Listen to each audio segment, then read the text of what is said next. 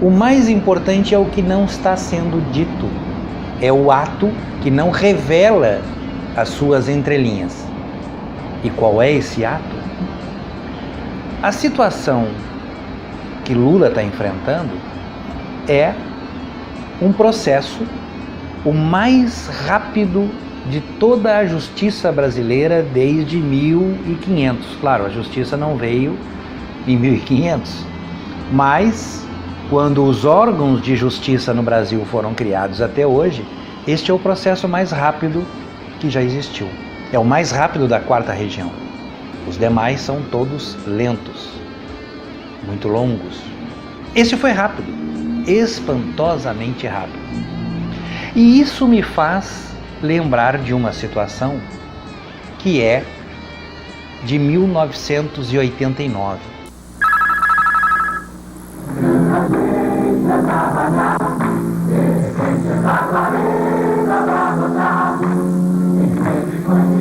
Many of Globo's top novella stars supported Lula, and they and other celebrities sang for him on the People's Network.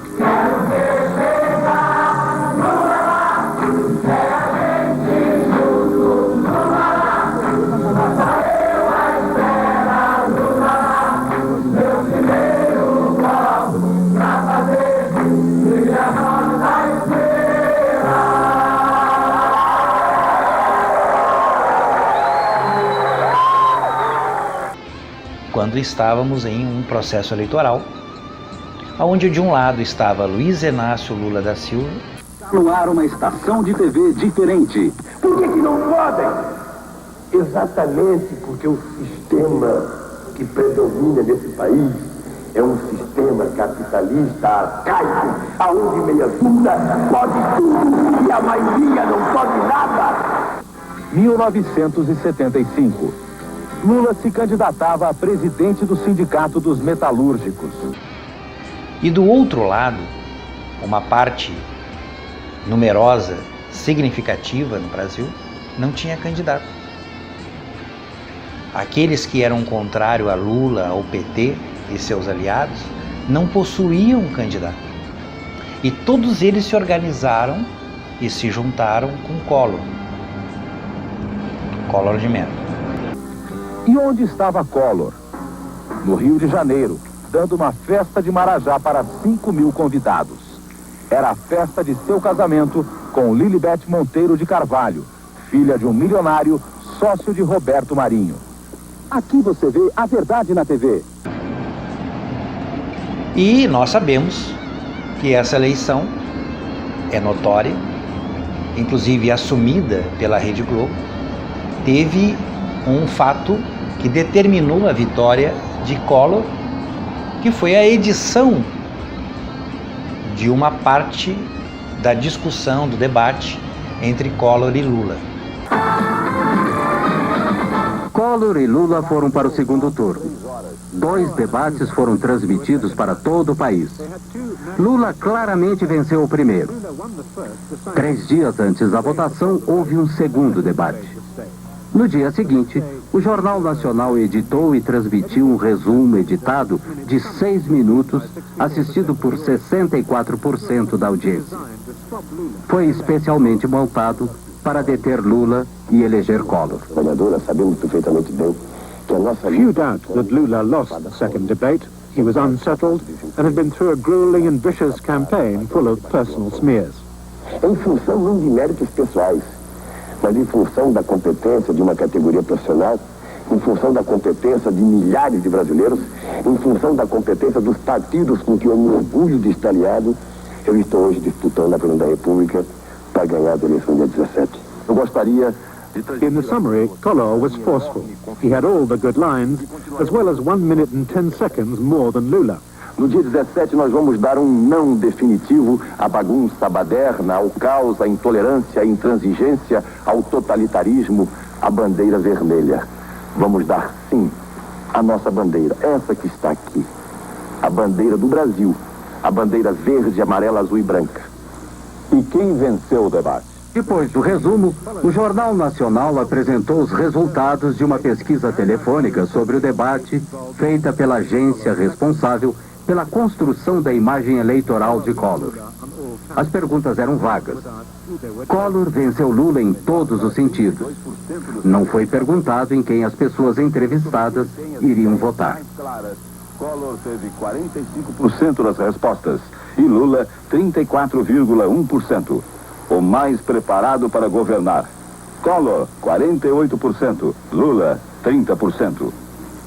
O nosso trabalho como profissionais da televisão foi e continuará sendo o que fez a televisão nesses dois debates. Manterá aberto esse canal de duas mãos entre o eleito e os eleitores para que melhor se exerça a democracia. No mesmo dia, mais cedo, a Globo havia transmitido um resumo diferente do jornal Hoje. O jornalista Pinheiro supervisionou a edição. O cerne da questão é este. Entre a edição do jornal Hoje, da hora do almoço, e a edição do jornal da tarde, o resumo do debate foi alterado pelo Alderico Souza Cruz e pelo Ronald Carvalho. Na essência, não houve aqueles critérios básicos que nortearam a edição da manhã, que era ao mesmo tempo para os dois candidatos, a questão da pergunta, da réplica e da tréplica, e ficou uma coisa totalmente desbalanceada, o que eu chamo, ficou uma peça publicitária e não um resumo de um debate. Foi foi um flagrante, quer dizer, um atentado assintoso à ética jornalística, uma manipulação sem vergonha, desavergonhada. Eu, quando fui ao dono da empresa protestar contra a exibição do compacto, que foi posto no ar a minha revelia, eu, quando fui conversar com o dono da empresa, Dr. Roberto Marinho, eu disse a ele, isso foi no dia seguinte, a exibição do compacto. Eu disse a ele, Dr. Roberto, eu não vi esse compacto. Se eu tivesse visto, teria impedido que fosse pro ar. E se eu não pudesse ter impedido, eu viria que ao senhor dizer o que eu vou dizer agora. A Rede Globo foi infeliz, fez uma edição burra, porque não precisava ser burra. O Lula perdeu pelas suas fragilidades. Agora, em hipótese alguma, numa sociedade democrática e numa televisão democrática, pode-se admitir uma manipulação tão grotesca, tão grosseira como foi feita pela Globo naquela vez. Havia uma tendência de uma aproximação entre os dois candidatos e no dia do debate eles estavam apenas a 1% de diferença. Com este resumo do debate na sexta-feira, a pesquisa do sábado mostrou uma abertura de diferença e no domingo a diferença que era de 1 ponto apareceu como de 4 pontos. Ah, e agora que tá o problema. Agora, vou falar um pouquinho. Eu achei que aí foi dentro da Rede Globo. Esse foi o Collor, foi realmente ajudado pela Rede Globo. Eu também a mesma coisa, eu achei, cheguei até a dizer, esse negócio aí tá passando mais baixaria do que, né, uma discussão, sei lá, muito feio. Por haver protestado publicamente sobre o resumo da noite, Pinheiro foi demitido. E por haver protestado em particular, Nogueira, chefe do Departamento de Jornalismo da Globo há 22 anos, foi aposentado. Foi substituído por Alderico Souza Cruz, o responsável pela edição do resumo da noite. A intervenção de Roberto Marinho nas eleições pode não ter sido decisiva, mas foi muito importante. Collor acabou sendo uma péssima escolha. E isso definiu o resultado das eleições. Então, aqui temos vários elementos que ocorreram em 1989. E por que eu estou lembrando tudo isso? Está se repetindo uma situação análoga. Hoje, Lula, em todas as pesquisas, por todos os institutos, com todos os métodos, é amplamente favorito para vencer as eleições deste ano.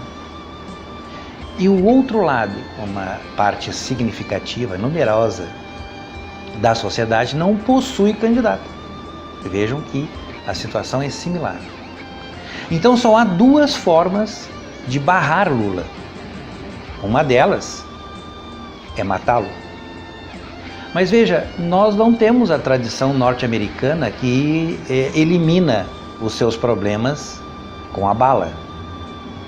Não temos essa tradição aqui.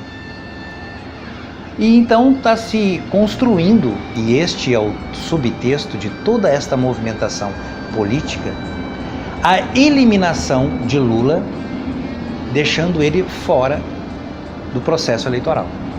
Este é o subtexto.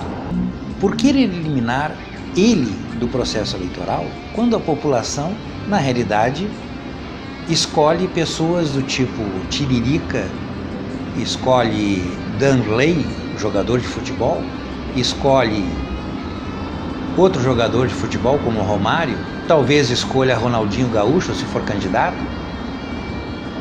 Escolheu por muito tempo em São Paulo Maluf, tido publicamente como ladrão, hoje na cadeia, cumprindo pena. Então por que retirar Lula do pleito? Será porque ele representa alguma ameaça? Será que ele representa a opinião de quem nunca teve chance? Será que os interesses políticos de Lula sobrepujam os interesses da elite brasileira?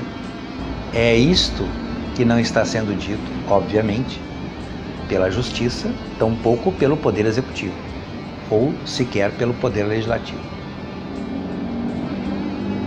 O objetivo é retirar aquele que vai vencer as eleições. Tirando este candidato, aí as condições para os demais grupos, para os demais projetos, fica tranquilo para estabelecer um processo de disputa.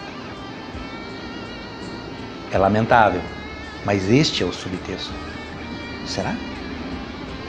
Pensa nisso.